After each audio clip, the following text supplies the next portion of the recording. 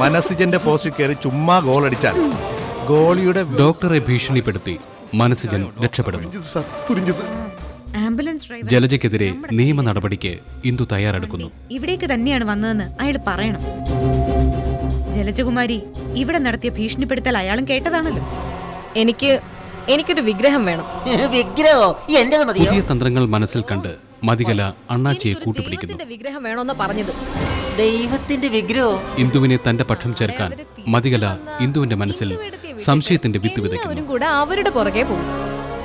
അല്ലെങ്കിൽ തന്നെ ഇന്ദുവേടത്തിയോട് എന്തെങ്കിലും താല്പര്യം ഉണ്ടായിരുന്നെങ്കിൽ ഇന്ദുവേടത്തി ഇവിടെ വരുന്നതിന്റെ തലേന്ന് ഇവിടുത്തെ അമ്മ വീട് വിട്ടു പോകുമായിരുന്നു. തുടർന്ന് കാണുക.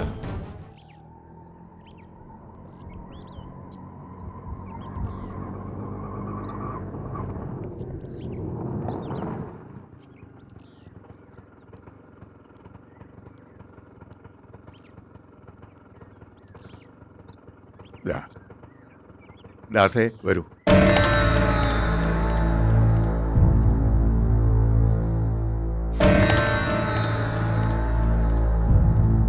ഏതാ ഈ പച്ചപ്പ്? വലിയ കോളം കൊണ്ടാണല്ലോ വരവ്. ഇന്ദുമോളെ, കലമോളെ, ഇതാണ് ലക്ഷ്മിദാസ്. വലിയ മഷിനോട്ട വിദഗ്ധനാ. എൻ്റെ ഒരു സുഹൃത്താ. ഓ, എന്ത് മഷിയാ? ബോൾ പെന്നിന്റെ മഷിയോ അതോ ഫൗണ്ടൻ പെന്നിന്റെ മഷിയോ? ദേ പെണ്ണെ, ആളും തരവും നോക്കാതെ അഹമതി പറയരുത് കേട്ടോ. ഇത് ജ്യോതിഷമാ, ശാസ്ത്രം. ശാസ്ത്രം. മഷി നോട്ടം, വെറ്റില ജ്യോതിഷം, കൂടോത്രം, നിഴൽക്കുത്ത്, അന്ധവിശ്വാസം പ്രചരിപ്പിക്കാൻ നിങ്ങളെപ്പോലെ ചിലരുണ്ടെങ്കിലേ ഇവരെ പോലുള്ളവർക്ക് കുശാൽ അല്ലേ? നീ ആവശ്യമില്ലാത്ത കാര്യത്തിൽ ഇടപെടരുത് കേട്ടോ. നിനക്ക് വിശ്വാസം ഇല്ലെങ്കിൽ വേണ്ട. മറ്റുള്ളവരെ കളിയാക്കരുത്. വന്നിച്ചില്ലെങ്കിൽ നിന്ദിക്കരുതെന്ന് കേട്ടിട്ടില്ലേ? ഓ ശരി, ഞാൻ വന്ദിക്കാനുമില്ല നിന്ദിക്കാനുമില്ല.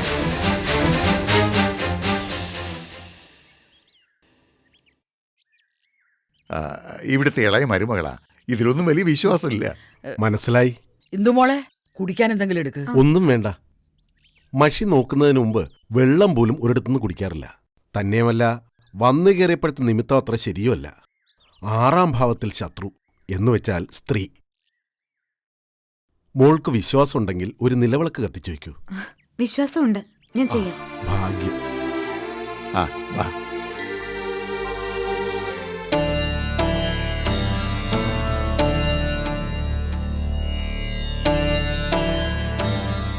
വിഘ്നേശ്വരനായ ഗണപതിയെ മനസ്സിൽ ധ്യാനിച്ച് ഒരു നാണയത്തൊട്ട് ദക്ഷിണ വയ്ക്കുക.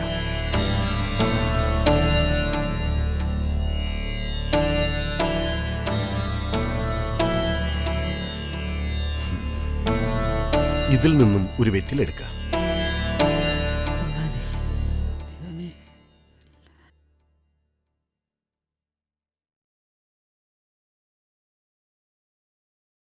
കറുത്ത പക്ഷം വെറ്റില, നിറയെ കേട് എന്നുവെച്ചാൽ 4 പാടും ശത്രുക്കൾ.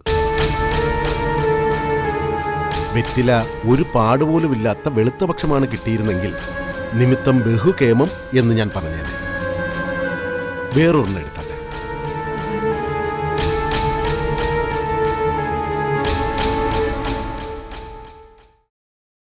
കണ്ടില്ലേ, ഇത് നല്ല വെറ്റിലയാ, വെളുത്ത പക്ഷം.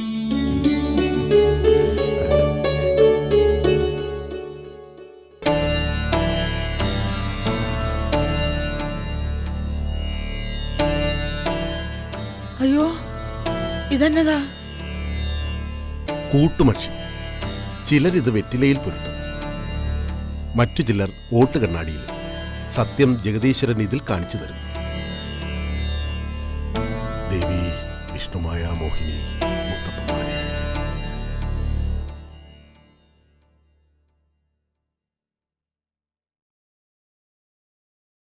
മൊത്തത്തിൽ പ്രശ്നമാണല്ലോ കാവടി കാണുന്നത്. പ്രശ്നങ്ങളെന്ന് വെച്ചാ ശത്രുസ്ഥാനത്ത് 1000 പേർ. ആയുധബലത്തിലും അംഗബലത്തിലും അവർ ഒരുപാട് മുകളിൽ. കച്ചിത്തുരുമ്പ് പോലെ ഇത്തിരി ദൈവാധീനം മാത്രമേയുള്ളൂ. അതിൽ പിടിച്ചാണിപ്പോൾ നിങ്ങളുടെ നിൽപ്പ്. അപ്പൊ ഇവിടുത്തെ കഷ്ടകാലങ്ങളൊന്നും തീർന്നില്ലേ? തീർന്നില്ല, തീരാറായിട്ടില്ല എന്ന് മാത്രമല്ല, തുടങ്ങാൻ പോകുന്നതേയുള്ളൂ. നാശങ്ങളുടെ, ദുഃഖങ്ങളുടെ, ദുരിതങ്ങളുടെ, ദുരന്തങ്ങളുടെ ഒരു മഴ.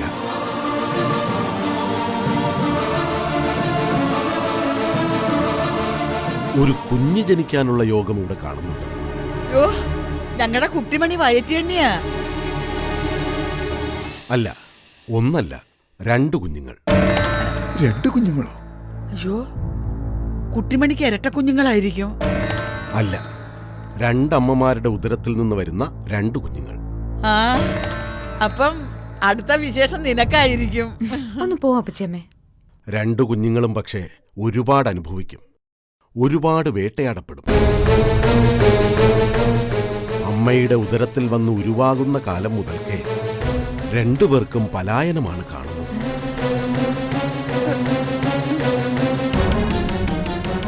ഭഗവാൻ ഉണ്ണിക്കണ്ണൻ ജനിക്കും മുമ്പും ജനിച്ച ശേഷവും പലായനം ചെയ്തതുപോലെ ഒരു കുഞ്ഞിനെ നമുക്ക് നഷ്ടപ്പെടാനും സാധ്യതയുണ്ട്. ഇത് പരിചയക്കാവില്ലമ്മേ. പിന്നൊരു പ്രധാന കാര്യം കൂടി. എന്താ?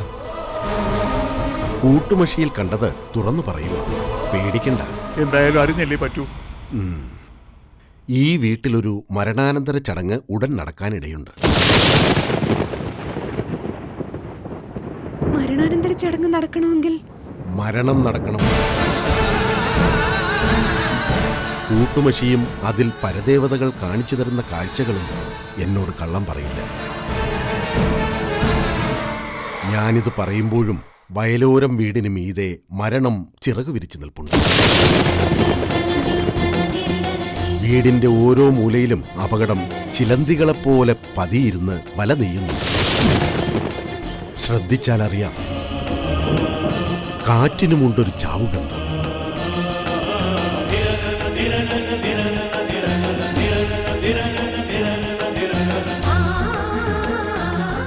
പ്രാർത്ഥിക്കുക, അത് മാത്രമാണ് മുമ്പിലുള്ള ഒരേ ഒരു പോംവഴി. എന്നാലും മരണമൊഴിയുമെന്ന് ഞാൻ തീർത്തു പറയുന്നില്ല.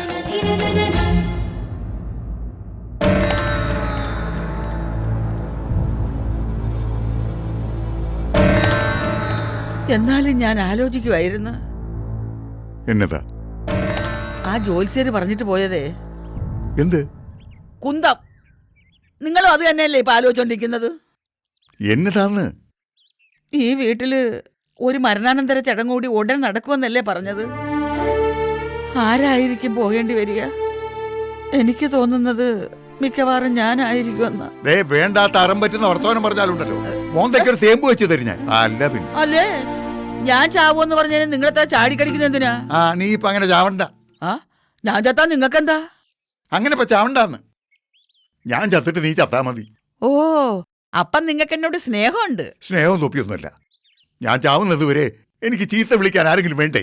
ഓ എന്ന് അപ്പൊ നിങ്ങൾ ആദ്യം ചത്താ പിന്നെ ഞാൻ ആരുടെ ചീത്തയും വഴക്കും കേൾക്കും? ഞാൻ കുറച്ച് ചീത്തയും വഴക്കവും ഒരു കടലാസിൽ എഴുതി വെച്ചിട്ട് അങ്ങ് പോകാം. നീ കാലത്തും വൈകിട്ടും അതെടുത്ത് വായിച്ചാ മതി. ഓ നിങ്ങൾക്ക് ഈ വാചവഴിയിലെ എന്നോടുള്ള സ്നേഹമുള്ളൂ, പ്രവൃത്തിയിലില്ല. അയ്യടാ, ഈ പ്രായത്തിൽ പിന്നെ നിന്നെ എടുത്തോണ്ട് നടക്കണോ? പാർക്കിൽ കൊണ്ടുപോകണോ? പറ്റുന്ന പ്രായം ഉണ്ടായിരുന്നല്ലോ. ഓ കല്യാണം കഴിഞ്ഞ സമയത്ത് എന്നാ ഒക്കെ വാഗ്ദാനങ്ങളായിരുന്നു. കന്യാകുമാരി കൊണ്ടുപോകാം, വിവേകാനന്ദ പാറ കാണിക്കാം. അയ്യോ പിന്നെ ഏതാണ്ടാ ഒരു സെറ്റും. എന്നതാ, മൈക്ക് സെറ്റോ? അല്ലെന്നേ, അവിടെ പോണവരൊക്കെ കാണുന്ന ഒരു സെറ്റ് ഉണ്ടല്ലോ. സൺസെറ്റ്, സൂര്യാസ്തമയം. സുഭദ്രേ, അറിയാവുന്ന ഭാഷയിൽ ചിന്തിക്കുകയും പറയുകയൊക്കെ ചെയ്താ പോരെ? അത് തന്നെ. എന്നിട്ടോ കൊല്ലം ഇപ്പൊ 10-40 ആയില്ലയോ? വല്ലതും നടന്നോ? അതിനിപ്പോ എത്ര പറയാനെന്തുവാ? കന്യാകുമാരി അവിടെ ഉണ്ട്, ഉണ്ട്. വിവേകാനന്ദ പാറ അവിടെ ഉണ്ട്, ഉണ്ട്. സൂര്യൻ അസ്തമിക്കുന്നുണ്ട്. ഉണ്ടേ ഉണ്ട്. അപ്പോ എപ്പോ വേണമെങ്കിലും നമുക്ക് പോയി കാണാമല്ലോ. ഞാനങ്ങ് അസ്തമിക്കുന്നതിന് മുമ്പ് നിങ്ങൾ എന്നെ സൂര്യാസ്തമയം കാണിക്കാൻ കൊണ്ടുപോകുമോ? അതാ എനിക്ക് അറിയേണ്ടത്. ഓ എന്റെ പൊന്നു സുഭദ്രയെ, കാണിക്കാം. നീ ഒന്ന് അടങ്ങ്. പിന്നെ എനിക്കൊരാഗ്രഹം കൂടെ ഉണ്ട്. എന്നതാ? കടലിൽ കുളിക്കാനാണോ? പിന്നെ കടലിൽ കുളിക്കാൻ ഞാനാരാ, മദാമയോ? പിന്നെ എന്നതാ? എനിക്ക് നിനക്ക് എനിക്ക് മര്യാദക്ക് പറയടി, അല്ലെങ്കിൽ ഞാൻ വല്ല ചീത്തയും വിളിച്ചു പറയും. എന്നാ നിങ്ങളിപ്പോ കേക്കണ്ട. എന്റെ പെണ്ണും പിള്ളേ, നീ ഒന്ന് പറയടി.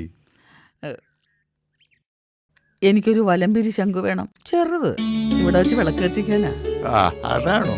ഞാൻ കരുതി കടലിൽ പോയി സ്രാവിനെ കൊണ്ടുവരണം. നിങ്ങളുടെ ആരോഗ്യത്തിനനുസരിച്ചുള്ള കാര്യങ്ങൾ പറഞ്ഞാ പോരെ.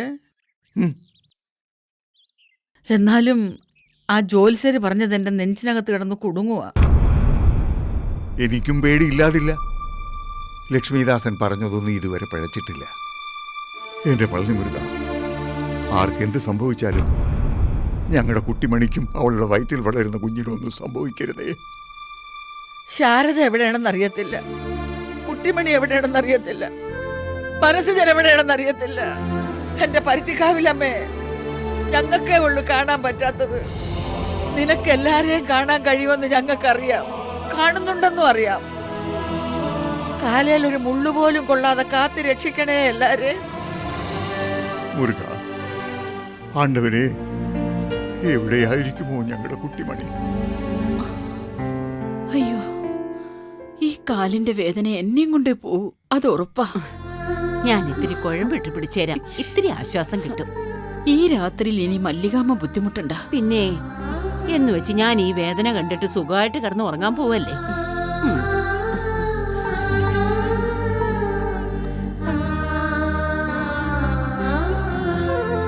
മല്ലികാമ്മയ്ക്ക് ബുദ്ധിമുട്ടായോ? ആയെങ്കിൽ കണക്കായിപ്പോയി. എന്റെ ശാരദാമ്മേ, എനിക്ക് ശാരദാമ്മയും ശാരദാമ്മയ്ക്ക് ഞാനും അല്ലേ ഉള്ളൂ. അപ്പൊ പിന്നെ അങ്ങോട്ടും ഇങ്ങോട്ടും ബുദ്ധിമുട്ട് പറഞ്ഞിട്ട് കാര്യമൊന്നുമില്ല. പരസ്പരം സ്നേഹിച്ചും സഹായിച്ചും അങ്ങ് പോവുക.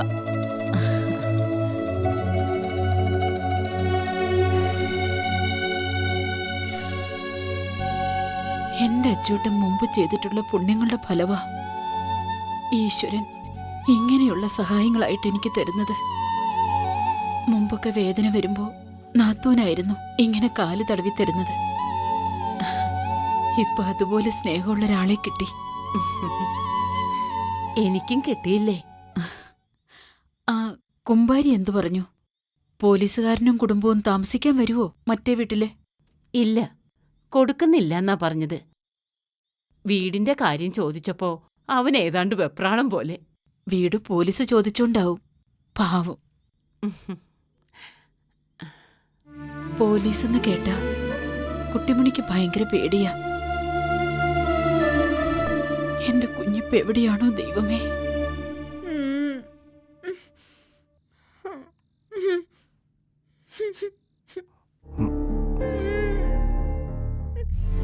കുട്ടു, കുട്ടു, എന്താ? എന്റെ അമ്മേ, കാല് വേനച്ചു നിന്ന് കരയണ നിന്നെ ശൊപ്പം കണ്ട് മനുഷ്യ. ഓ പിന്നെ നല്ല മനുഷ്യ, ഞാൻ കണ്ട. എന്റെ അമ്മ കരയുന്ന ഞാൻ കേട്ടതാന്നേ. ഇപ്പൊ ആ വേദന എന്റെ കാലിലോട്ട് അങ്ങ് കേറുവാ. കുട്ടുവിന്റെ കാലിന് വേദനയുണ്ടോ? ഉണ്ട്. ആ അതെ, കുട്ടിമണിയുടെ വയറ്റിൽ ഒരു കുഞ്ഞുമണിയില്ലേ, അതുകൊണ്ടാ കാല് വേദനിക്കുന്നേ. ആണോ? ആ ആ പെണ്ണെ എന്നെ കാലിലിട്ട് തോയ്ക്കുന്നോണ്ടാന്നോ? അയ്യോ, പെണ്ണെന്നൊന്നും പറയരുത്. നമ്മുടെ പൊന്നുമോളല്ലേ കുഞ്ഞുമണി. ആ അതൊക്കെയാ. പക്ഷെങ്കി എന്നെ തോയ്ച്ചാ ഞാനും തോയ്ക്കും. ആ പറഞ്ഞേക്കാം. അയ്യോ, കുഞ്ഞുമണി കുഞ്ഞല്ലേ. ഞാനും കുഞ്ഞല്ലേ. കുഞ്ഞുമണി അതിലും കുഞ്ഞല്ലേ. കുട്ടിമണി വേണം കുഞ്ഞുമണി എടുത്തോണ്ട് നടക്കാൻ. ആ എനിക്കങ്ങ് മണി എടുത്തോണ്ട് നടക്കാൻ. ഒന്നൊരു കാര്യം ചെയ്യാം, നമുക്ക് കുഞ്ഞുമണിയുടെ മുടിയെ തൂക്കി പിടിച്ചോണ്ട് നടക്കാം. ആ അല്ല, വേറൊരു കുട്ടിയുണ്ട്. എന്നതാ? ആ ഒരു സഞ്ചി വാങ്ങിച്ചു തന്നാ മതിയേ. കുഞ്ഞുമണിയെ ഞാൻ അതേലിട്ട് തൂക്കിക്കൊണ്ട് നടക്കാം. എന്റെ ദൈവമേ.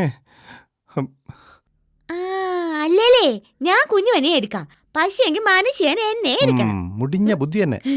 ഓർത്തിട്ട് പേടിയാവുന്നു. കിടന്നുറങ്ങി.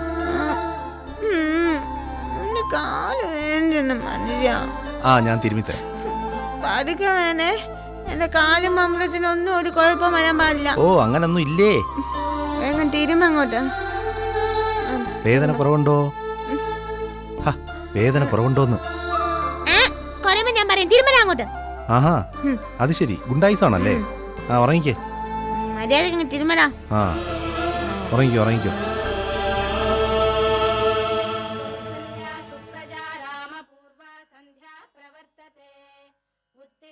നാളെ കറുത്തവാ എന്റെ അല്ലി മരിച്ചിട്ട് 41 തികയും. അതിനെന്താ? അതിനെന്താന്നോ, എനിക്ക് അവർക്ക് ബലിയിടണം. സിജ, നീ എന്താ ഈ പറയുന്നേ? എവിടെയായിരുന്നു ബലിയിടാൻ? ഈ മുറിക്കകത്തിരുന്ന് ബലിയിടാൻ പറ്റുമോ? മുറിക്കകത്ത് വെച്ച് പറ്റില്ലെന്ന് എനിക്കറിയാം. നമുക്കേ പുറത്തെവിടെയെങ്കിലും പോയി ബലിയിടാമേ. അതെ, കുട്ടിമണി പറഞ്ഞതുപോലെ പുറത്തെവിടെയെങ്കിലും പോയി ബലിയിടണം. സിജ, നീ എന്ത് ഭ്രാന്തായി പറയുന്നേ? ഭ്രാന്തെങ്കിൽ ഭ്രാന്ത്. എനിക്ക് എൻ്റെ പെങ്ങൾക്ക് ബലിയിട്ടേ പറ്റൂ. ഞങ്ങൾക്ക് ഒളിച്ച് ജീവിക്കാനായിട്ട് ദൈവം ഈ കോവിൽ തെരുവേനെ ഒരുക്കി തന്നത് ഒരുപക്ഷെ എൻ്റെ പെങ്ങളുടെ കർമ്മം ചെയ്യുന്നതിന് വേണ്ടി കൂടിയായിരിക്കും. എടാ സിജ, നീ ഒരു കാര്യം മനസ്സിലാക്കണം. പോലീസ് തിരയുന്ന 2 പേരാ നീയും കുട്ടിമണിയും. ആരെങ്കിലും നിങ്ങളെ തിരിച്ചറിഞ്ഞ, എടാ പത്രത്തിൽ വാർത്തയും പടമൊക്കെ വന്നതാ. അന്ന് അമ്പലത്തിൽ പോയത് തന്നെ എന്തുമാത്രം പേടിച്ചിട്ടാ. ഇതൊന്നും എനിക്ക് അറിയാഞ്ഞിട്ടല്ല. എനിക്ക് നാളെ കർമ്മം ചെയ്തേ മതിയാവൂ. മനസ്സിജ, നീ ഇങ്ങനെ കൊച്ചുകുട്ടികളെ പോലെ ശാഠ്യം പിടിക്കരുത്. ശിവ, നീ എന്നെ മനസ്സിലാക്ക്. എന്റെ മനസ്സിന്റെ നീറ്റിൽ മനസ്സിലാക്ക്. എന്റെ അല്ലിക്ക് നാളെ ബലിയിട്ടില്ലെങ്കിൽ എനിക്ക് ഈ ജന്മം മനസ്സമാധാനം കിട്ടത്തില്ല. എടാ, എനിക്ക് മനസ്സിലാവാഞ്ഞിട്ടല്ല നിന്റെ മനസ്സ്. കണ്ടം പൂച്ചക്കാര് മനസ്സിലാവാഞ്ഞിട്ടാ. എനിക്ക് മാത്രമേ എന്റെ മനുഷ്യന്റെ മനസ്സ് മനസ്സിലാവൂ. സിജ, അല്ലി എന്റെയും പെങ്ങളല്ലായിരുന്നോടാ. ഞാനിടാ അവക്ക് ബലി. എടാ, ഞാനതിനെക്കുറിച്ച് ചിന്തിക്കാഞ്ഞിട്ടല്ല. നിനക്കതിനുള്ള അവകാശമുണ്ട്. പക്ഷേ അവസാനമായി കണ്ട് പിരിയാൻ നേരം എൻ്റെ അല്ലിമോള് എന്നോട് ഒറ്റ കാര്യമേ ആവശ്യപ്പെട്ടുള്ളൂ. ഏട്ടൻ ഇടയ്ക്കിടയ്ക്ക് ഒന്ന് അവളെ കാണണമെന്ന്. പക്ഷേ ഒരൊറ്റ തവണ പോലും ആ കാര്യം സാധിച്ചു കൊടുക്കാൻ എനിക്ക് കഴിഞ്ഞില്ലടാ. അതങ്ങനെ ഒരു നീറ്റിലായിട്ട് എൻ്റെ നെഞ്ചി കിടക്കുക. എന്റെ മനുഷ്യന്റെ നെഞ്ചൊക്കെ നീരിച്ചു. എടാ, നാളെ ഞാൻ ബലിയിട്ടില്ലെങ്കിൽ എൻ്റെ അല്ലിയുടെ ആത്മാവ് വേദനിക്കോടാ. ഈ ഭൂമിയിൽ നിന്ന് പോയതോടെ ഏട്ടനവളെ തീർത്തും വേണ്ടതായി നമുക്ക് തോന്നും. അത് പാടില്ല. അവൾ ആഗ്രഹിച്ചതുപോലെ അവളുടെ ഓപ്പറേഷൻ നടത്തി കൊടുക്കാനും അവളെ എണീപ്പിച്ച് നടത്താനും എനിക്ക് കഴിഞ്ഞില്ല. പകരം എടാ, ഒരുള്ള ചോറെങ്കിലും കൊടുക്കണ്ടേ? അല്ലെങ്കിൽ മറ്റാത്മാക്കളുടെ ഇടയിൽ നിന്റെ അല്ലി മാറിയെന്ന് കരയും. എടാ ശിവ, ആളും ബഹളും ഒന്നുമില്ലാത്തൊരു സ്ഥലം നീ എനിക്ക് കണ്ടുപിടിച്ച് തന്നേ പറ്റൂ, എൻ്റെ അല്ലിക്ക് ബലിയിടാനായിട്ട്.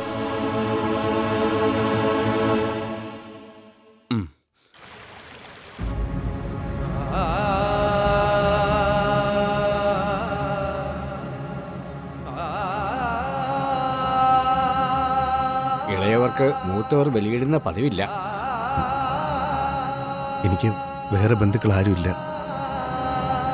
ആകെയുള്ള ബന്ധു അവളായിരുന്നു. ഞാൻ തന്നെ ഇട്ടാലോ ബലി? സിജ, പെട്ടെന്ന് വേണം. ഒരു പാറ്റയെ കണ്ടാൽ തന്നെ കുട്ടിമണി കിടന്ന് ബേളം വയ്ക്കുമെന്ന് എനിക്കറിയാലോ. എടാ, കുട്ടിമണിയെ ഒറ്റയ്ക്കാക്കാൻ മനസ്സുണ്ടായിട്ടല്ല, ഉറങ്ങിക്കോട്ടെ എന്ന് കരുതിയ. പിന്നെ കുട്ടിമണിയെ ഒപ്പം കൂട്ടുന്നത് വലിയ അപകടമാണ്. പെട്ടെന്ന് ശ്രദ്ധിക്കും മറ്റുള്ളവർ. അപ്പോൾ കർമ്മങ്ങൾ തുടങ്ങാം. ആ,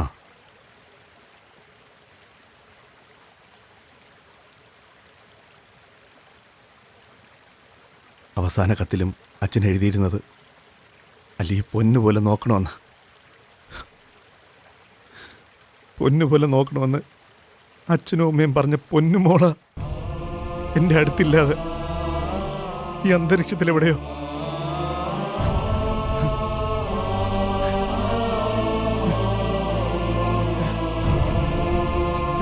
എൻ്റെ പൊന്നുമോക്ക ഞാൻ ഈ പിണ്ടച്ചോറ് ഉരുട്ടുന്നത്.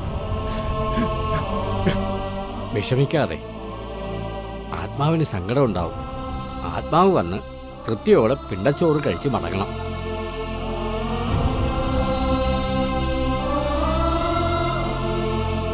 എന്നാലും എൻ്റെ പൊന്നുമോളെ, നീ ഏട്ടനെ വിട്ടിട്ട് പോയല്ലോടി.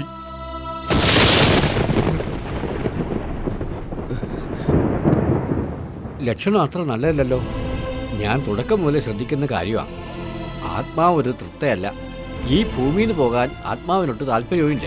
എൻ്റെ അടുത്തുനിന്ന് എൻ്റെ മോള് പോവില്ല, അതുറപ്പാ. അതല്ല, സ്വമേധയാ അല്ലെങ്കിൽ ദൈവഹിതപ്രകാരം ദേഹം വിട്ടു പോയതായിട്ടല്ല കാണുന്നത്. എന്നുവെച്ചാ പടുമരണം. പടുമരണോ? അതെ, ആത്മഹത്യയാവാം, കൊലപാതകമാവാം, ആയുസെത്താതെയുള്ള അപകടമരണമോ ആവാം. അപകടമരണമാ? അപകടമരണം. അപകടത്തിൽപ്പെട്ട് കിടക്കുമല്ലായിരുന്നോ? എന്നാലും മരിച്ചത് തളർന്നു കിടന്ന ആള് മരിച്ചു എന്നല്ലേ പറഞ്ഞത്? അതെ. എത്ര വർഷം കിടന്നു? 4 വർഷം. അപ്പോ അതിനെ അപകട മരണമായിട്ട് കാണണ്ട. പിന്നെ മരണത്തിന് പിന്നിൽ വേറെ എന്തോ ഒരു കാരണമുണ്ടെന്ന് എന്റെ മനസ്സ് പറയുന്നു. വേറെ കാരണോ? എന്ത് കാരണം? കർമ്മി എന്താ പോലീസ് ആവുകയാണോ? കണ്ട നിമിത്തം ഞാൻ പറഞ്ഞതേ ഉള്ളൂ. നിങ്ങൾക്കത് ഇഷ്ടമായില്ലെങ്കിൽ വേണ്ട. ഇഷ്ടക്കേടിന്റെ അല്ല, ഒരേ ഒരു പെങ്ങളുടെ മരണത്തിൽ മനം നൊന്നിരിക്കുവാ എന്റെ പൊന്നു കൂട്ടുകാരൻ. അങ്ങനെമാ മരണത്തിന് പിന്നിൽ അതുണ്ട് ഇതുണ്ടെന്നൊക്കെ പറഞ്ഞ് അവനെ കൂടുതൽ സങ്കടപ്പെടുത്തരുതെന്നാ ഞാൻ ഉദ്ദേശിച്ചത്. എന്തായാലും എൻ്റെ മുന്നിൽ കാണുന്ന നിമിത്തങ്ങളിൽ വിശ്വസിക്കുന്നവനാ ഞാൻ. അതിതുവരെ തെറ്റി കിട്ടുമില്ല. ഞാൻ പറഞ്ഞത് സത്യമാണെങ്കിൽ ആത്മാവ് തന്നെ നിങ്ങൾക്കത് കാണിച്ചു തരും.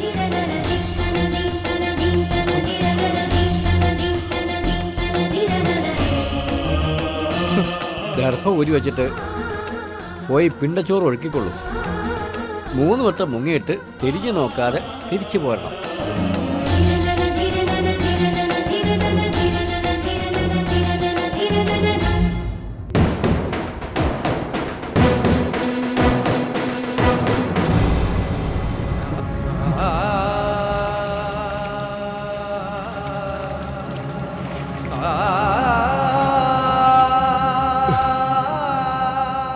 അല്ലി, പൊന്നുമോളെ, എന്താ മോളെ സംഭവിച്ചത്?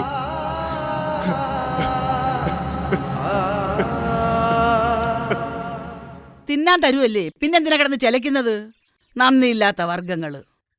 എന്റെ പൊന്നപ്പച്ചിയമ്മേ, അപ്പച്ചിയമ്മ തിന്നാൻ കൊടുത്താലുടൻ താങ്ക് യു എന്ന് പറയാൻ കിളികൾക്കറിയാമോ? ഒരു ഇങ്കൊന്നും പറയണ്ട, മിണ്ടാതെ കിടന്നാ പോരെ നാശങ്ങള്. അതുങ്ങൾക്ക് വേറെ എന്താ ജോലി? ചുമ്മാ ചലച്ചോണ്ടിരിക്കുക, അത്ര തന്നെ. ഇതുങ്ങളെ കാണുമ്പം എന്റെ കുട്ടിമണിയെ ഓർക്കുന്നത്. അപ്പച്ചിയമ്മയും കുട്ടിമണിയും മുഖാമുഖം കണ്ടാ വഴക്കല്ലായിരുന്നോ? എന്റെ കൊച്ചേ, ഞാൻ അവളെ വഴക്ക് പറയുന്നത് അവള് നന്നാവാൻ വേണ്ടിയല്ലേ, അല്ലാതെ ദേഷ്യം ഉണ്ടായിട്ടാണോ? ഇവിടുത്തെ അച്ഛന്റെ മരണത്തിന് പിന്നില് കുട്ടിമണിയുടെ ഒരു അശ്രദ്ധയോ അബദ്ധമോ ഒക്കെയാണെന്ന് അപ്പച്ചമ്മ എന്തിനാ മതികലയോടൊക്കെ പറയാൻ പോയത്? അതുകൊണ്ടല്ലേ മനസ്സിന് കുട്ടിമണിയും കൊണ്ട് നാട് വിടേണ്ടി വന്നതും ഈ പ്രശ്നങ്ങളൊക്കെ ഉണ്ടായതും? എന്റെ പൊന്നു കൊച്ചേ, ഞാൻ കുട്ടിമണിക്കെതിരെ ഒന്നും പറഞ്ഞിട്ടില്ല. എന്റെ പരുത്തിക്കാവിൽ അമ്മയാണ് സത്യം. പെണ്ണ് തന്തേ കൊല്ലിയാണെന്ന് അറിയാതെ ഞാനൊന്ന് പറഞ്ഞു പോയി. അപ്പ തന്നെ മതികല പെണ്ണ് കുത്തിയും കിഴിഞ്ഞും ചോദ്യം തുടങ്ങി. ഞാനൊന്നും വിട്ടുപറഞ്ഞില്ല. അല്ല, മതികല പെണ്ണായിരിക്കോ കുട്ടിമണിക്കെതിരെ മെമ്പറെയൊക്കെ സംഘടിപ്പിച്ചത്? മതികലയാണെന്നൊന്നും എനിക്ക് ഉറപ്പില്ല. പക്ഷേ ഈ വീട്ടിൽ നിന്നും ആരും പറയാതെ പുറത്തിതാരെങ്കിലും അറിയോ അപ്പച്ചിയമ്മേ? മരിച്ചുപോയ അച്യുതന് പോലും കുട്ടിമണിയോട് ഒരു പിണക്കവും ഇല്ല. ജീവൻ പോകുന്നതിന് മുമ്പ് അവൻ എന്നോട് പറഞ്ഞത് എന്താണെന്നറിയോ? പെങ്ങളെ, എന്റെ കൊച്ചിനെ ആരും ഒന്നും പറയല്ലേ, അവളെ നോക്കിക്കൊള്ളണേന്ന്. അവള് ബുദ്ധിയില്ലാത്ത കൊച്ചാണെന്ന് എനിക്കറിയാം. എന്റെ അച്യുതനെ പറ്റി ചിന്തിക്കുമ്പം എനിക്ക് ഇടയ്ക്ക് അവളോട് ദേഷ്യം തോന്നും. പക്ഷേങ്കിൽ അടുത്ത നിമിഷം അച്യുതൻ പറഞ്ഞ വാക്ക് ഞാൻ ഓർമ്മിക്കും. എനിക്ക് ഇങ്ങനെയൊക്കെ സ്നേഹം കാണിക്കാൻ അറിയത്തുള്ളൂ കൊച്ചേ. എന്റെ നോട്ടത്തില് ഈ സ്നേഹം എന്ന് പറയുന്നത് ചക്കരയും പഞ്ചാരയും തേച്ച വാക്കുകളൊന്നും അല്ല. എന്റെ പെങ്കൊച്ചിനെ കാണാതായപ്പോ തൊട്ട് എന്റെ നെഞ്ച് നീറുക. അവൾക്ക് വേണ്ടിയും അവളുടെ വയറ്റിൽ കിടക്കുന്ന കുഞ്ഞിന് വേണ്ടിയും ഞാൻ കരഞ്ഞ് പ്രാർത്ഥിക്കുന്നുണ്ട്. ആ നീറ്റലും പ്രാർത്ഥനയുമാണ് കൊച്ച് എനിക്ക് അവളോടുള്ള സ്നേഹം. വയറ്റിയാണ് കൊച്ച്. എവിടെയാണോ ദൈവമേ, നല്ല ഭക്ഷണവും കൊടുത്ത് നല്ല വിശ്രമവും കൊടുത്ത് കൊച്ചിനെ പൊന്നുപോലെ നോക്കേണ്ട സമയമായത്. ആദ്യത്തെ 3 മാസം അല്ലേ കൊച്ച ഒരുപാട് ശ്രദ്ധിക്കേണ്ടത്? അതിന് ഞാൻ ഗർഭിണിയായിട്ടില്ലല്ലോ അപ്പച്ചിയമ്മേ. വലിയ തമാശ. എന്റെ കൊച്ചേ, ഗർഭിണിയാവണം, പ്രസവിക്കണം. അവിടെയാണ് ഒരു പെണ്ണിന്റെ പൂർണ്ണത. എനിക്ക് ഈ ജന്മത്തിൽ കഴിയാതെ പോയതും അതാ കൊച്ചേ. അല്ല, എനിക്കൊരു കൊച്ചുണ്ടാവാതിരുന്നതും നന്നായി.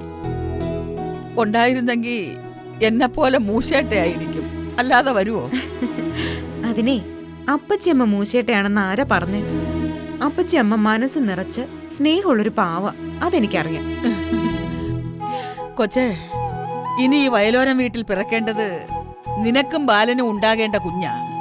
പണ്ടൊരു കാക്കാത്തി ഇവിടെ വന്നപ്പോ പറഞ്ഞായിരുന്നു, ഒരാമ്പാടിക്കണ്ണൻ ഈ വീട്ടിലുണ്ടാകുമെന്ന്. കുട്ടിമണിക്കുണ്ടാകുന്ന കുഞ്ഞായിരിക്കും അത്. ആ, ഭഗവാൻ കൃഷ്ണനും അമ്മയുടെ വയറ്റിൽ കിടക്കുമ്പം അലച്ചിലല്ലായിരുന്നോ വിധി? കുട്ടിമണിക്കും മനസ്സിജനും ഒരു കുഞ്ഞുണ്ടാകുന്നതോടെ അവരുടെ കഷ്ടപ്പാടെല്ലാം തീരും. നോക്കിക്കോ. എല്ലാ പ്രശ്നങ്ങളും തീർന്നു കിട്ടിയാൽ മതിയായിരുന്നു.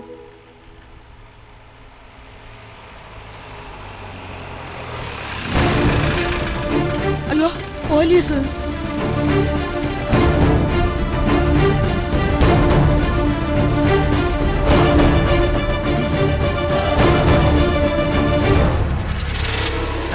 സ്വാമി ശരണം. എന്താ സർ പ്രശ്നം? പ്രശ്നം എന്താണെന്ന് പറഞ്ഞാ മോള് പരിഹരിച്ചു തരൂ. Sir, mind your words. ഞാനൊരു അഡ്വക്കേറ്റ് ആണോ? പക്ഷെ കണ്ട പറയത്തില്ല കേട്ടോ. കണ്ടു കഴിഞ്ഞാൽ ഒരു ഡാൻസറിന്റെ ലുക്ക് ഉണ്ട്. താം തരികട ധീം തരികട ധീം തരികട ധീം. നിങ്ങൾ ഒരു സർക്കിൾ ഇൻസ്പെക്ടർ. ആ ഡിഗ്നിറ്റി നിങ്ങളുടെ വാക്കുകളിൽ കാണിക്കണം. ഡിഗ്നിറ്റി അന്തസ്സൊക്കെ കൊടുക്കേണ്ടവർക്ക് ഞാൻ കൊടുക്കും. പക്ഷെ ഈ വീട്ടിൽ അതിന്റെ ആവശ്യമുണ്ടെന്ന് എനിക്ക് തോന്നുന്നില്ല. കള്ള കൂട്ടങ്ങള്. ഓ, അവനെ ഇറങ്ങുണ്ടോ?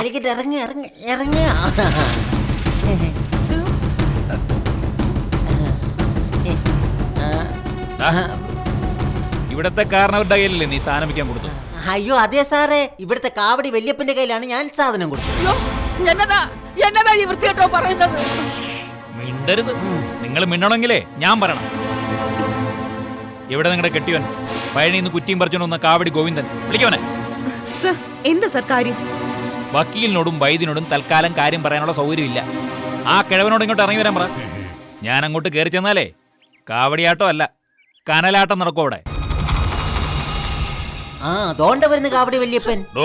ഇവിടെ വാടോ. ഈ അണ്ണാച്ചി തന്റെ കയ്യിൽ വല്ല വിഗ്രഹം തന്നായിരുന്നു? വിഗ്രഹമോ?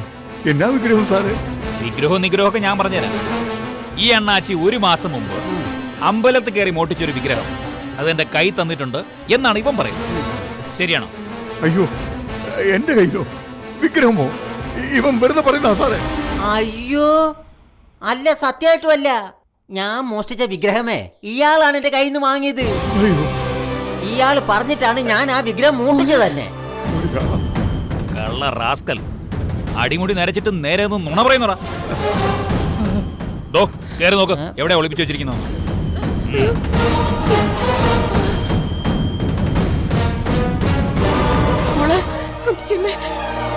സാറേ, എനിക്കൊന്നും മനസ്സിലാവുന്നില്ല. എടോ, താനൊരു കോപ്പം മനസ്സിലാക്കണ്ട. ഞാൻ കാണിച്ച കളി എന്താണ്? പ്ലീസ്, എന്താ കാര്യം ഒന്ന് പറയാ. എന്റെ പൊന്നോ, ഞാൻ ഇതുവരെ പറഞ്ഞ കാര്യങ്ങളൊന്നും വക്കീൽ നമുക്ക് മനസ്സിലായില്ലേ? ഒരു വിഗ്രഹം ഈ നിൽക്കുന്ന അണ്ണാച്ചി കട്ടെടുത്തോണ്ട് വന്നു. പഴനിന്നാണ് മോട്ടിച്ചത്. അത് ഈ നിൽക്കുന്ന അപ്പാപ്പന്റെ കൊടുത്തു. കാവടി കളണ്ടയില്ലേ?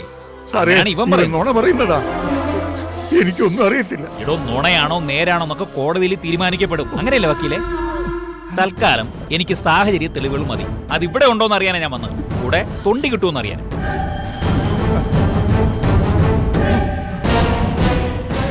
സംഗതി കിട്ടി സാറേ. എവിടാടോ? ഇയാളുടെ കാവടിക്കകത്തുണ്ടായിരുന്നു. എടുത്തോണ്ട് വാടോ കുന്തം കൊണ്ട്. രാമോര സാറേ, ഇതാ സാറേ സാധനം. അയ്യോ അയ്യോ സാറേ, ഇതെങ്ങനെ ഇവിടെ വന്നു എനിക്കറിയത്തില്ല. അതൊക്കെ സ്റ്റേഷനിൽ ചെന്നിട്ട് ഞാൻ തന്നെ കൊണ്ട് പറയിപ്പിച്ചു. പക്ഷെ സീനിയർ സിറ്റിസൺ എന്നുള്ള പരിഗണന ഒന്നും കിട്ടില്ല. ഇടി എല്ലാവർക്കും ഒരുപോലെയാണ്. അയ്യോ സാറേ, ഇങ്ങനൊരു പാവം. അയ്യോ ആണോ സാറേ? ഇത് തന്നെയല്ലേ നീ മോട്ടിച്ചെടുത്ത് ഇയാളുടെ കൊടുത്ത വിഗ്രഹം? അയ്യോ അതെ, ഇത് തന്നെയാണ് സാറേ. ഇത് ഇങ്ങേരി വാങ്ങിച്ചേച്ചും അഡ്വാൻസ് ആയിട്ട് 10,000 രൂപ തന്നത് എന്റെ അണ്ടർ പോക്കറ്റ് ഇപ്പോഴും കിടക്കുവാണ് സാറേ. കേട്ടല്ലോ, സംഗതി ഇവിടെ ഒന്നും നിൽക്കാൻ പോകുന്നില്ല. വിഗ്രഹ കള്ളന്മാരെ 2 വഴിയുണ്ട്, 2-3 കൊല്ലം. സാറേ, ഇങ്ങേരൊന്നും മോഷ്ടിക്കത്തില്ല. പിന്നെ എനിക്ക് അറിഞ്ഞൂടായോ? മഹാത്മാഗാന്ധി കഴിഞ്ഞ് കഴിഞ്ഞാൽ പിന്നെ ഇയാളല്ലയോ ഏറ്റവും വലിയ സത്യസന്ധൻ. പിന്നെ ഞാൻ ഒന്ന് തന്നതിന്റെ ചൂടും ചോരയും തന്റെ വായിന്ന് ഇതുവരെ പോയിട്ടില്ലല്ലോ. വേണോ തനിക്കിനി? ഇത് ചതിയാണ്. പിന്നെ കൊതി തൊണ്ടി മുതൽ പിടിച്ചെടുത്തതാ. പിന്നെയാ കിടന്ന് ഉരുണ്ട് കളിക്കുന്നത്. ഇത് പിടിച്ചേ. ഇത് ഇയാളുടെ തലയിലോട്ട് ഇത് പിടിച്ചോ. എന്നിട്ട് കവല വരെ നടത്തി 2 കള്ളന്മാരെ.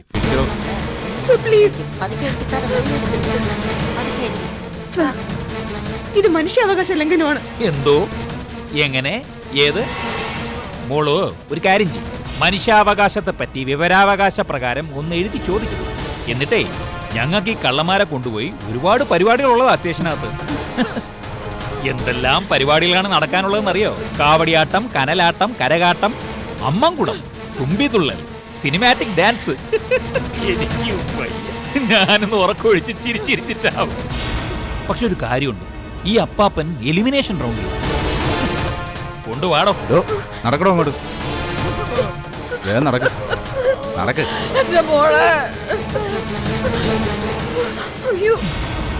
പതുക്കെ ബാക്കിൽ കൂടെ പോണേ. ഭക്തജനങ്ങളുടെ ശ്രദ്ധയ്ക്ക് നാൽക്കവല വരെ എഴുന്നള്ളത്തിന് പിറകെ കേരള പോലീസിന്റെ ജീപ്പും ഉണ്ടായിരിക്കുന്നതാണ്. കണ്ടോ, കേരള പോലീസ് നമ്മുടെ പുറകെ തന്നെ ഉണ്ട്. ഇതൊക്കെ ഒരു ഭാഗ്യമല്ലേ? ഇങ്ങനെ തല കുനിച്ച് നടക്കാത്ത തല ഉയർത്തി നടക്ക് അഭിമാനത്തോടു കൂടി. വക്കീലെ, ജാമ്യക്കടലാസുമായിട്ട് സ്റ്റേഷനിലേക്ക് ഒന്ന് പോരെ. സ്റ്റേഷനിൽ ജാമ്യം ഉണ്ടാക്കൊന്നും കിട്ടത്തില്ല. എന്നാലും ജോലിയുടെ ഭാഗമായിട്ട് വേണമെങ്കിൽ ഒന്ന് വന്നിട്ട് വെക്കാം. വക്കീലല്ലേ വക്കീലല്ലേ. അമ്മച്ചി സാമശരണം റോണ്ടി.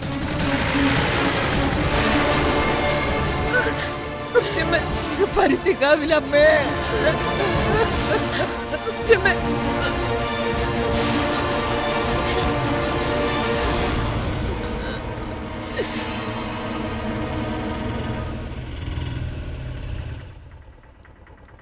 ഒന്ന് വെയിറ്റ് ചെയ്യണേ.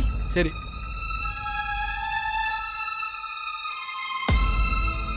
അവിടെ ചെന്നപ്പോഴാണ് ഞാൻ അറിഞ്ഞത്. അവിടുന്ന് എല്ലാരും കൂടെ എങ്ങോട്ടോ പോയതാ. സിഎ ഇല്ലേ? സിഐ അദ്ദേഹം ക്വാർട്ടേഴ്സിലേക്ക് പോയല്ലോ. എന്താ കാര്യം? ജാമ്യത്തിന്റെ കാര്യം സംസാരിക്കാനായിരുന്നു. ആരുടെ? ഗോവിന്ദന്റെ. ഏത് ഗോവിന്ദൻ? എടോ, ഇതാ വിഗ്രഹമോഷണ കേസിലെ വയസ്സന്റെ കാര്യ. നിങ്ങൾ ആ വീട്ടിലല്ലേ അഡ്വക്കേറ്റ്? അതെ. അല്ല, ഒരു അഡ്വക്കേറ്റ് ആയിട്ട് കൂടി ഇത്തരം കേസുകൾക്ക് സ്റ്റേഷൻ ജാമ്യം കിട്ടില്ല എന്നറിയില്ലേ? ഇതൊരു കെട്ടിച്ചമച്ച കേസാണ്. അതൊക്കെ നമുക്ക് തീരുമാനിക്കാൻ പറ്റുമോ? കോടതിയല്ലേ തീരുമാനിക്കേണ്ടത്. എന്നാലും സിഐയോടൊന്ന് സംസാരിക്കട്ടെ. സോമ, ഇതങ്ങ് വെച്ചേക്ക്. എന്താടോ സാറേ, ഇതാ കാവടി വല്യപ്പന് ജാമ്യം കിട്ടുമെന്നറിയാൻ വന്നതാ. വിഗ്രഹമോഷണ കേസിലെ ബന്ധു അഡ്വക്കേറ്റുവാ. അയ്യോ, ജാമ്യം കിട്ടത്തില്ല മാഡം. നാളെ കോടതി ഹാജരാക്കും. കോടതിയിൽ നിന്ന് ജാമ്യം എടുക്കും. എനിക്ക് അപ്പച്ചപ്പനെ ഒന്ന് കാണണമായിരുന്നു. ആരെ? ഗോവിന്ദനെ. ഓ ശരി. CI സാർ ഇല്ലാത്തതുകൊണ്ട് മാത്രം അനുവദിക്കുന്നത്. പെട്ടെന്ന് സംസാരിച്ച് പോകണം കേട്ടോ. എന്നാ വരും.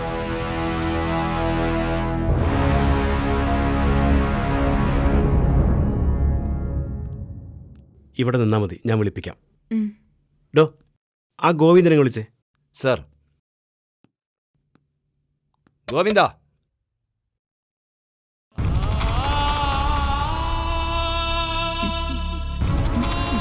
മോളെ, അപ്പച്ചപ്പ, മോൾ എന്തിനാ ഇപ്പൊ ഇങ്ങോട്ട് വന്നത്?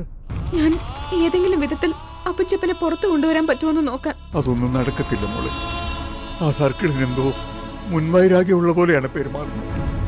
പത്രക്കാരെയൊക്കെ വിളിച്ച് ആ കള്ളന്റെ കൂടെ നിർത്തി എന്റെ ഫോട്ടോ ഒക്കെ എടുപ്പിച്ചു. സുഭദ്രയോട് സങ്കടപ്പെടരുതെന്ന് പറയണം.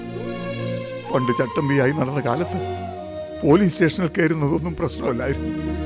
പക്ഷേ ഇപ്പോൾ ഭഗവാനെയും വിളിച്ച് മാനം മര്യാദയ്ക്ക് ജീവിക്കുന്നതിനിടെ കള്ളക്കേസ് കൊടുക്കി ജയിലിൽ വന്നപ്പോ കുറച്ച് ദണ്ണുണ്ട്. അപ്പച്ചപ്പൻ വിഷമിക്കാതിരിക്കെ.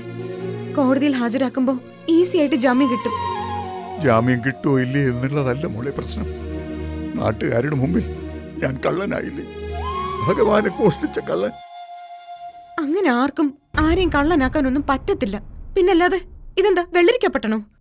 100% ഫ്രോഡായ ആ അണ്ണാച്ചി പറയുന്നതൊന്നും കോടതി മുഖവിലക്ക് എടുക്കത്തില്ല. എന്തായാലും നാട്ടുകാർക്ക് കുറച്ചു ദിവസം പറഞ്ഞു ചിരിക്കാൻ ഒരു വകയായല്ലോ. അന്ന് ആ മഷിനോട്ടക്കാരൻ വന്നപ്പോ പറഞ്ഞത് മോൾ ഓർക്കുന്നില്ലേ? ഒന്നിനു പുറകെ ഒന്നായി അനർത്ഥങ്ങൾ നമ്മുടെ വീട്ടിൽ വന്ന് പതിക്കുമെന്ന്. അതിന്റെ ഭാഗമായിരുന്നു. നമ്മള് പ്രാർത്ഥിക്കുന്നില്ല കാവടിയച്ച, പിന്നെ എന്താ? എത്ര പ്രാർത്ഥിച്ചാലും ചില സമയത്ത് ദൈവങ്ങളെ പോലും ദുർവിധി ഫലിച്ചിട്ടില്ലേ? പട്ടാഭിഷേകത്തിന്റെ അന്ന് ഭഗവാൻ ശ്രീരാമന് പോലും വനവാസത്തിന് പോകേണ്ടി വന്നില്ലേ? വേടന്റെ ഒളിയം പേറ്റ് ഭഗവാൻ ശ്രീകൃഷ്ണന് ജീവൻ വിടിയേണ്ടി വന്നില്ലേ? അതാണ് വിധി. പ്രാർത്ഥന കൊണ്ട് കഷ്ടകാലത്തിന്റെ കാഠിന്യം കുറയ്ക്കാമെന്ന് മാത്രം. മാഡം, CA ഇദ്ദേഹം ഇപ്പോൾ വരും, പ്ലീസ്. ഞാൻ പോയേക്കാം. അപ്പച്ചപ്പ, ഞാൻ വീട്ടിലേക്ക് പോവാ. നാളെ കോടതിയിൽ എത്തിക്കോളാം. വിഷമിക്കണ്ട മാഡം, ജാമ്യം നിസാരായിട്ട് കിട്ടും. ഇതിപ്പോ നാണം കെടുത്താൻ ആരോ കൃത്യമായി കെട്ടിച്ചമച്ച കേസാ. ഞങ്ങളിൽ ചിലർക്കൊക്കെ അതറിയാം. പക്ഷെ എന്ത് ചെയ്യാൻ പറ്റും? മുകളിലിരിക്കുന്നവർ പറയുന്നത് അനുസരിച്ചല്ലേ പറ്റൂ. പ്രഷറും ഷുഗറും ഉൾപ്പെടെ ശാരീരികമായി ഒരുപാട് ആരോഗ്യ പ്രശ്നങ്ങളുള്ള ആളാണ്. സ്റ്റേഷനിൽ നിന്നും ഇനി ഹരാസിംഗ് ഒന്നും ഉണ്ടാവരുത് പ്ലീസ്. ഇതൊരു റിക്വസ്റ്റാ. ഇല്ല മാഡം, ധൈര്യമായിട്ട് പോയിക്കോളൂ, ഞാൻ നോക്കിക്കോളാം. Thank you so much sir. അപ്പച്ചപ്പ മോള് പോയിക്കോ. വരൂ.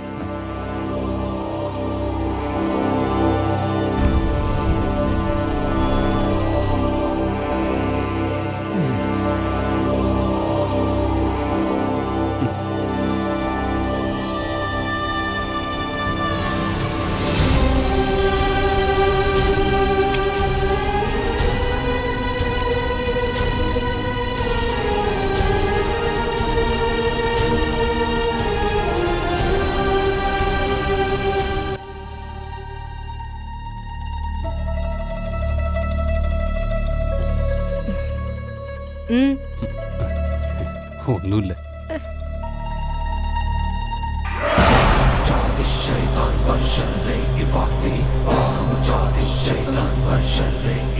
ഇതെന്താ അമ്മ മടിയില്? എന്റെ ആഭരണങ്ങളാ. അമ്മ ഈ ആഭരണങ്ങളൊക്കെ ആയിട്ട് എങ്ങോട്ടാ? അതും ഈ വിധവ വേഷത്തില്. എനിക്കിനി ഈ വേഷം മതി. അരിക്ക് താഴേക്ക് തളർന്നു പോയവർക്ക് എന്തിനാ നിറമുള്ള വേഷങ്ങളും ആഭരണങ്ങളും ഒക്കെ? അമ്മ ഇങ്ങനൊന്നും പറയല്ലേ, എനിക്കത് സഹിക്കാൻ പറ്റൂല. സഹിക്കണം. അമ്മ നിന്നോടൊരു കാര്യം ആവശ്യപ്പെട്ടിട്ടുണ്ടല്ലോ, അതെന്താണെന്നറിയില്ലേ? ഈ നിൽക്കുന്ന നന്ദി കെട്ടവന്റെ പെങ്ങളുടെ ശവം. എന്താ ജലജയത്? കുട്ടിമണിക്കൊരു കയ്യബദ്ധം പറ്റിയതിനും രവി എന്ത് വേണം? കയ്യബദ്ധം?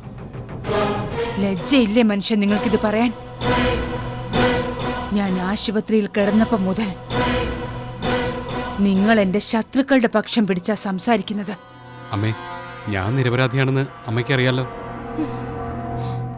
ഇങ്ങനെ ഞരങ്ങാനല്ലാതെ നിങ്ങളെ കൊണ്ട് എന്തിനു കൊള്ളാം മനുഷ്യ? മതി, നിന്റെ ഭർത്താവ് അത്. കുറച്ചുകൂടെ മര്യാദക്ക് സംസാരിക്കേ. അതെങ്ങനെയാ? അമ്മയുടെ അല്ലേ മോള്?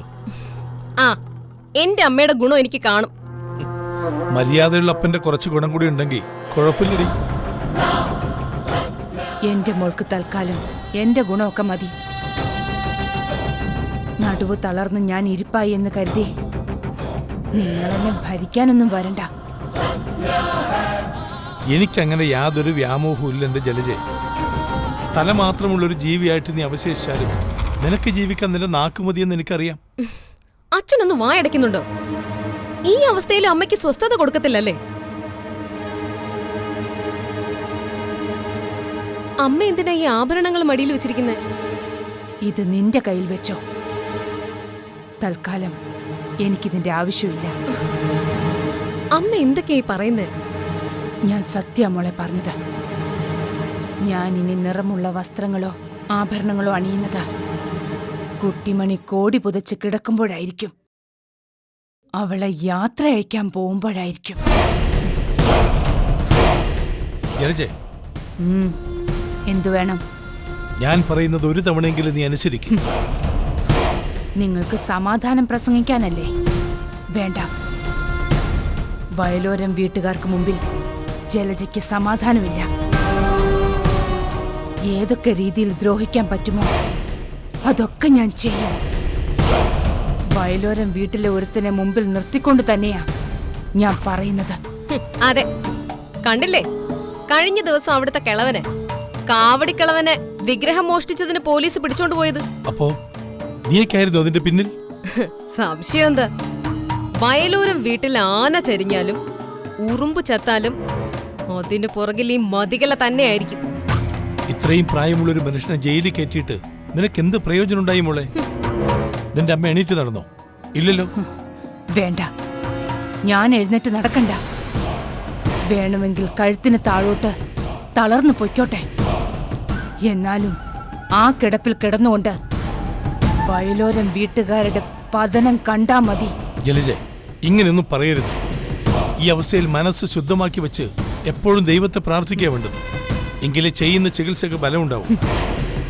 എന്റെ ചികിത്സയ്ക്ക് ഫലമുണ്ടാവുന്നതിനേക്കാൾ എനിക്കിഷ്ടം കുട്ടിമണി ചെയ്ത തെറ്റിന്റെ ഫലം വയലോരം വീട്ടിലെ ഓരോരുത്തരും അനുഭവിക്കുന്നതാ.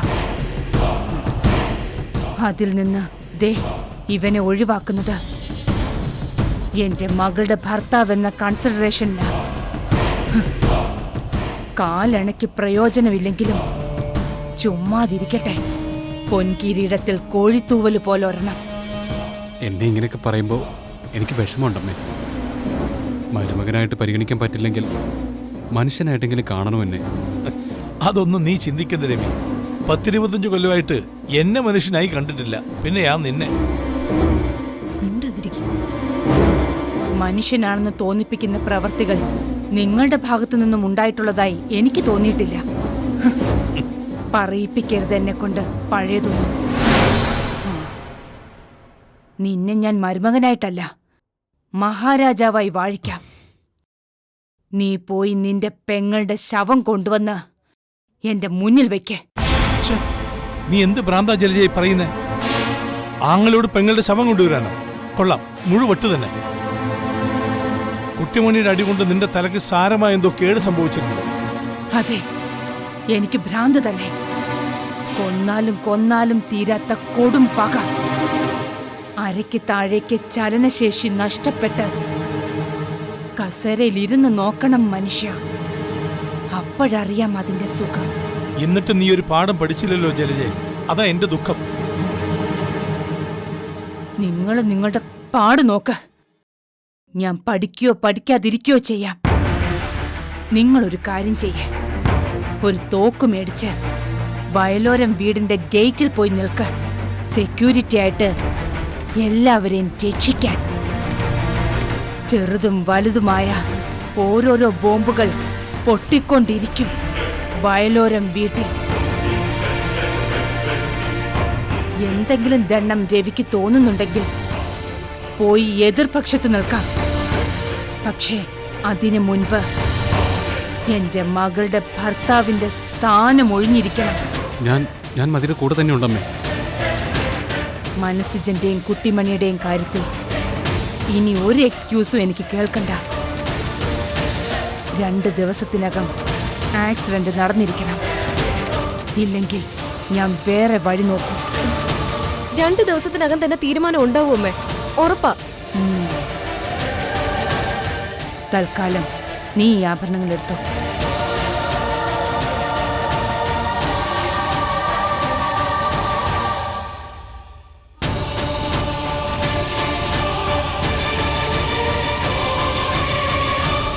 മനസ്സിജന് കുട്ടിമണി എവിടെയുണ്ടെന്ന് പോലീസിനോട് നീ പറയാന്നോ? അതെ, എന്നോട് പറഞ്ഞാ പോരെ? എന്റെ കുട്ടികൾ പോയി തൂക്കി എടുത്തോളും രണ്ടിനെ. മനസ്സിജന് പോലീസിന്, കുട്ടിമണി എനിക്കും. അവിടെയാണ് പ്രശ്നം. എന്ത് പ്രശ്നം? വേണ്ട, എനിക്കിനി നിന്നോടൊന്നും പറയാനില്ല. സിജ, എടാ വേണ്ടെന്ന് പറഞ്ഞില്ലേ? നാളെ രാത്രി ഞാനും കുട്ടിമണി ഇവിടെ ഇറങ്ങി പോകും എങ്ങോട്ടെങ്കിലും. എടാ എന്തബദ്ധമാണ് നീ പറയുന്നത്? അബദ്ധം ആയിക്കോട്ടെ, പക്ഷെ അതല്ലാതെ മറ്റു മാർഗങ്ങളൊന്നും എന്റെ മുമ്പിൽ ഇല്ല. എനിക്ക് വയ്യ ഇവിടെ. ഞാനും കുട്ടിമണിയും ശ്വാസം മുട്ടിയും പേടിച്ചും ചത്തുപോകും. കാര്യം ഒളിവില്ല. എന്നാലും ഒന്ന് തുമ്മാൻ പോലും ആവാതെ, ഒന്ന് ശ്വാസം എടുക്കാൻ പോലും ആവാതെ എത്ര നാളെ ഇവിടെ ഇങ്ങനെ? എപ്പോഴാ കുട്ടിമണി പൊട്ടിത്തെറിക്കുകയെന്ന് എനിക്കറിയത്തില്ല. മിണ്ടരുത് എന്റെ കുട്ടിമണി. ഞാൻ അതല്ല പറഞ്ഞത്, നമ്മൾ ഇവിടുന്ന് പോകുന്നതിനെ കുറിച്ചാ. എനിക്ക് ഇവിടെ പറ്റുന്നില്ല മനുഷ്യ. ഇന്നലെ ഞാനൊന്ന് തുമ്മാൻ വന്നപ്പോഴേ ഈ ദുട്ട മനുഷ്യൻ എന്നോട് പറയുവാ, തുമ്മല്ലേ പോലീസ് പിടിച്ചോണ്ട് പോകുന്നു. കേട്ടില്ലേ? അതുകൊണ്ട് നീ എത്രയും പെട്ടെന്ന് വേറൊരു ഒളിയിടം കണ്ടുപിടിച്ച് തന്നേ മതിയാവും. എടാ ഞാൻ ശ്രമിക്കാഞ്ഞിട്ടാണോ? നീ എന്താ അതും മനസ്സിലാക്കാത്ത? സാധാരണ ശ്രമം പോര ശിവ. ഈ അവസ്ഥയിലാ നിന്റെ സഹായം എനിക്ക് പൂർണ്ണമായും വേണ്ടത്. ഞാൻ 1-2 നല്ല ഒളിത്താവളങ്ങൾ നോക്കുന്നുണ്ട്. കർണാടകയിലെ ജാലഹള്ളിയിൽ എന്റെ സുഹൃത്തിനൊരു വെള്ള മുന്തിരിത്തോട്ടമുണ്ട്. നിർത്തിയേക്ക് ശിവ, നീ ഇത് കുറെ ദിവസം കൊണ്ട് പറയുന്നതാ. ജാലഹള്ളിയിലെ മുന്തിരിത്തോട്ടം, മറയൂരിലെ കരിമ്പിൻകാട്, മൂന്നാറിലെ മാതളത്തോട്ടം. എടാ, ഒളിച്ച് താമസിക്കാൻ മനസ്സിന് സ്വർഗമൊന്നും വേണ്ട. പക്ഷെ ഇതിനേക്കാളും നല്ലൊരിടം അത് കൂടിയേ തീരൂ. ഒരു ദിവസമെങ്കിൽ ഒരു ദിവസം നേരത്തെ പോയാൽ മതിയാവും. സിജ, എടാ അത്രയും സഹിയിട്ടിട്ടാടാ ഞാൻ ഈ പറയുന്നത്. ഒന്നുകിൽ നീ സ്വർണ്ണഗതിയിലേക്ക് ഒരു വണ്ടി അറേഞ്ച് ചെയ്താ, അല്ലെങ്കിൽ വേറൊരു സ്ഥലം പെട്ടെന്ന് റെഡിയാക്കിത്താ. ഇല്ലെങ്കിൽ ആരെയും ഞാൻ നോക്കത്തില്ല. കുട്ടിമണി ഇങ്ങനെ വീർപ്പ് കൂട്ടുന്നത് കണ്ട് ഞാൻ മടുത്തു. കുട്ടിമണിയും കൊണ്ട് ഞാനങ്ങ് പോവും. ഇല്ല സിജ, നിങ്ങളെ എൻ്റെ അടുത്ത് നിന്ന് അങ്ങനെ ഞാൻ വിടില്ല. 2-3 ദിവസം കൂടെ നീ ക്ഷമിക്ക്. അടുത്ത ദിവസം തന്നെ നിനക്കും കുട്ടിമണിക്കും പുതിയൊരു ഷെൽട്ടർ ഞാൻ കണ്ടെത്തി തരുന്നുണ്ട്. വാക്ക്? വാക്ക്.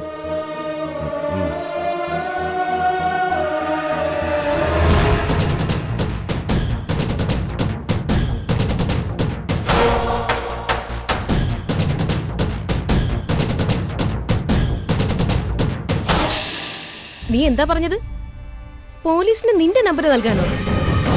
മനസ്സജനും കുട്ടിമണി എവിടെയുണ്ടെന്ന് പോലീസിനോട് നീ പറയാന്നോ? അതെ. എന്നോട് പറഞ്ഞ പോരെ? എന്റെ കുട്ടികൾ പോയി തൂക്കി എടുത്തോളും രണ്ടിനെ. മനസ്സജന പോലീസിന്, കുട്ടിമണി എനിക്കും. അവിടെയാണ് പ്രശ്നം. എന്ത് പ്രശ്നം? കഥയിലെ പുതിയ ട്വിസ്റ്റ്.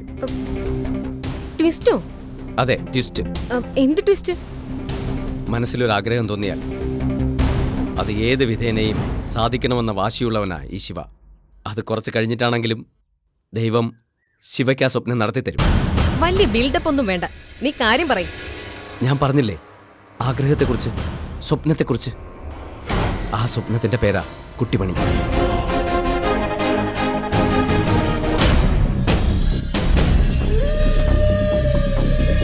എത്രയും പെട്ടെന്ന് അത് നടന്ന നിനക്ക് കുട്ടിമണിയെ കിട്ടും.